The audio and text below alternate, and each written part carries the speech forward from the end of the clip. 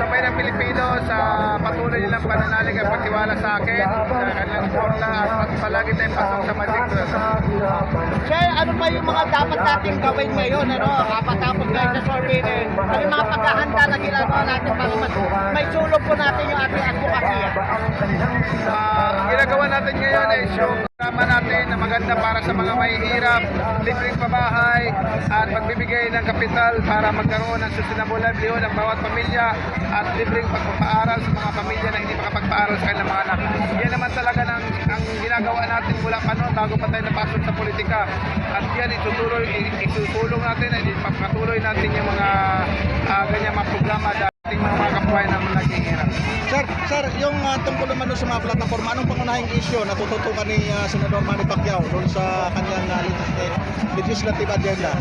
Ang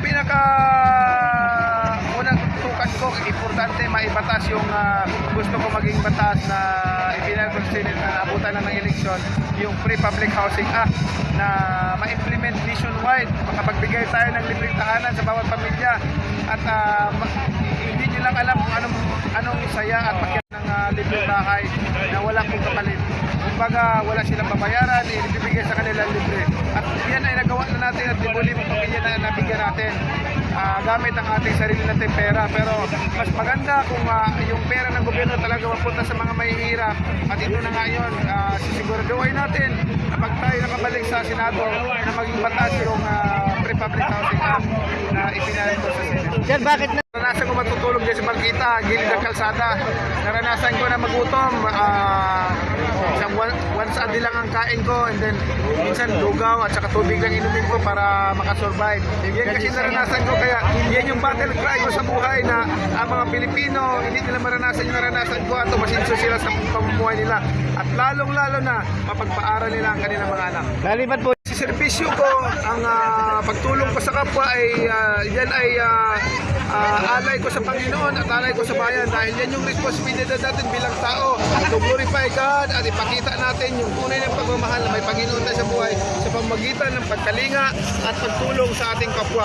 Yan ang maipakita natin na tayo ay naniniwala sa Panginoon. Sir, galit sa kanila pero bagkos diyan po ako kumukuha ng lakas na patuloy po ako tutulong sa mga mahihirap dahil kahit po anong gawin ninyo, yan po ang aking commitment sa Panginoon.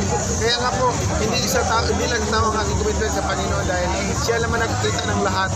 At doon naman tayo haharap sa pagdating paghuhusga. Isa-isa tayong lahat haharap sa paghuhusga. So, ang tinitingnan ko, yung pag dumating yung time na yon, kasi lahat tayo, hindi naman tayo magtatagal dito sa mundo, hindi tayo forever dito sa mundo, lilipas din naman tayo, tatanda tayo, mawawala tayo sa mundo. So, yun ang preparasyon na natin at yan naman ang ginagawa ko, na gumawa tayo ng tama, makatulong tayo sa tao, at higit sa lahat, makaiwan tayo ng ligasiya para sa mga susunod pang henerasyon. Legacy na makatulong at maging inspirasyon nila. Yung pagmamahal ko, na tunay na pagmamahal na may pagmamahal ng Panginoon. Kung bukas na ang election, Sen, sa tingin mo, pang ilang ka sa papasok? Hindi natin masabi, basta kayod lang kami. Ako nakapokus kasi ako sa mga pag-ikot-ikot, kampanya nationwide. So, abangan natin. Lagi ako nagpapasalamat sa sambayan ng Pilipino. Salamat po muli sa inyong pagtitiwala at salamat sa inyong pagsuporta sa akin even in my boxing career. Sir, lang, yung pinagmalaki kayo ni dating VP Robredo na kahit naging magkalabang kayo sa presidente noon, tinulungan daw ninyo siya. Opo, wala naman po ako kasi ang intention ko kasi hindi po ako galit sa mga ibang kandidato, lahat ganyan. Ang akin kasi, ang intention ko mabuti pagmamahal sa kapwa. Kasi yan, I can easily claim na I believe God. I believe God.